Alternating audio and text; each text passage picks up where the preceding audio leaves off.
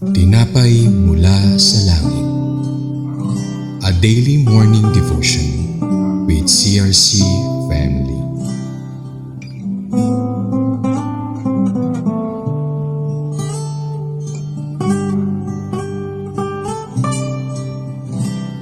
Isang mapagpalang umaga mga kapatid. Ako po si Brother Michael Castillo. Samahan niyo po kami sa ating programang Tinapay mula sa Langit, ang pang-araw-araw nating devotion sa salita ng Diyos. Ngayong umaga ay matutunghayan natin ang Joshua Kabanata 19 mula sa talata 1 hanggang 3. Ngunit bago po tayo magpatuloy, tayo po muna ay dumako sa maikling panalangin. Mahal naming Ama sa Langit, salamat po sa umagang ito dahil magsasama-sama kaming muli sa pag-aaral ng iyong salita. Gabayan niyo po kami at bigyan ng pangunawa. Kayo po ang laging maitaas at mapapurihan sa aming mga buhay. Sa pangalan ni Jesus, ito po ang aming dalangin. Amen. Ang pamagat ng ating devotion ay ang The Allotment and Boundaries of Simeon. Basahin na po natin ang Joshua chapter 19 verses 1 to 3. Sa Magandang Balita Biblia o MBB, verse 1. Pangalawang lumabas sa palabunutan ang bahagi ng lipi ni Simeon. Nasa loob ng lupain ng Juda ang lupaing ibinigay sa kanila. Verse 2. Sakop nito ang Beersheba, Siba at Molada. Verse 3. Hasar,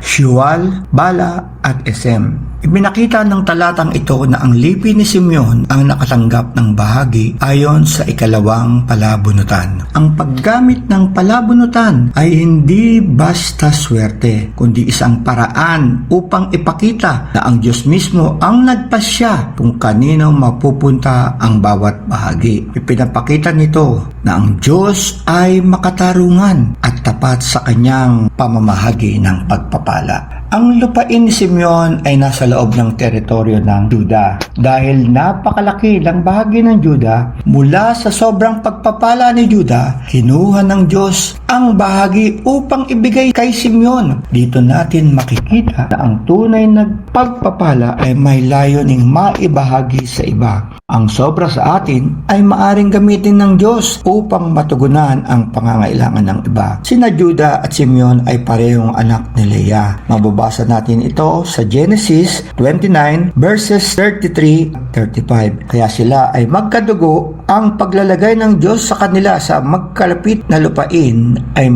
nagsusulong ng pagkakaisa at pagtutulungan sa magkakamag-anak. Para sa atin, ano ang spiritual na aral nito? Una, ang Diyos ang nagtatakda ng ating bahagi. Alam niya kung saan tayo nababagay. Ikalawa, matutong makontento sa ipinagkatiwala ng Diyos kahit ito'y tila nasa loob ng hangganan ng iba. Ikatlo, ang pagpapala ng Diyos ay para sa pagkakaisa, hindi sa kompetisyon. Tayo po ay manalangin.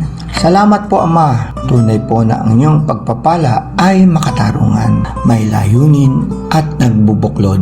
Ang bawat tribo ng Israel ay binigyan nyo ng tamang bahagi ayon sa inyong plano, sa bawat hangganan at pangalan ng inyong bayan. Nakita po namin ang katapatan nyo. Kung matapat po kayo noon, tapat din po kayo ngayon, hindi lamang sa inyong bayang Israel, kundi sa lahat ng inyong nananalig at sumusunod. Purihin ka o Diyos sa kaitaas-taasan ngayon at magpakailan-kailanman. Amen. Maraming salamat po sa inyong pakikibahagi sa ating programa. Lagi po nating pagnilayan ang salita ng Diyos mula sa ating puso dahil lubos ang magiging kaunawaan natin dito. Muli po nyo kaming samahan bukas sa pagninilay ng kanyang salita dito sa programang Tinapay mula sa Langit. Malaya po nyong i-share ang video na ito upang kayo rin ay maging pagpapala sa iba. Pagpalain po tayong lahat ng ating Panginoong Hesukristo. Magandang umaga po.